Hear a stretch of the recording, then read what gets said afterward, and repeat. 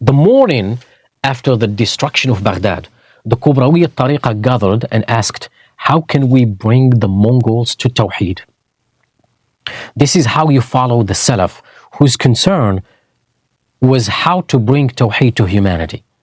Tawheed is more important than my gut reactions. So within a few generations, and you can read about this extraordinary things that they did in order to bring themselves to the presence of the Mongols.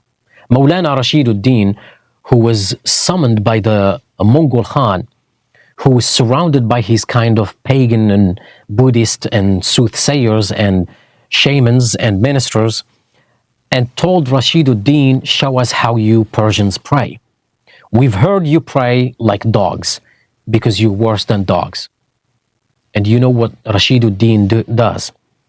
Rashiduddin does not get angry. He knows what they want him to get angry. He prays 2 rak'at in front of them while they were making fun of him and never lost hope in converting them. And this is how the Salaf, who followed the traditional Islam, are. And there is a lot more, and we can't really go into that because that's not this story. You can search for the Kubrawiya Tariqa and how finally brought the Mongols into Islam. Even the women, the princesses who married the Mongol Khans, converted to Islam through their maids who never stopped calling their bosses to Islam. If you have been to Beijing, you'll see that there is a New J mosque right next to the Forbidden City, which is just a Confucian thing. Why is there a mosque in that specific place? Well, because one of the princesses was a Muslim who had been married to the Emperor of China.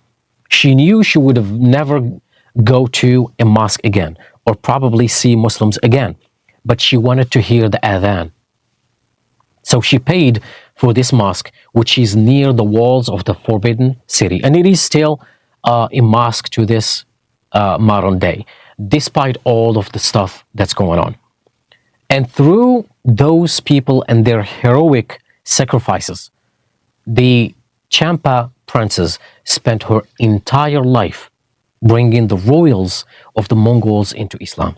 She didn't just kind of think, this is so terrible being amongst the kuffar, I should run away, or, she was much concerned about how can I bring them to the truth. That's the difference between them and us, and why they succeeded in this gigantic way, and the Mongols became the Mongols, and they became the Golden Horde, and they became the amazing champions of Islam.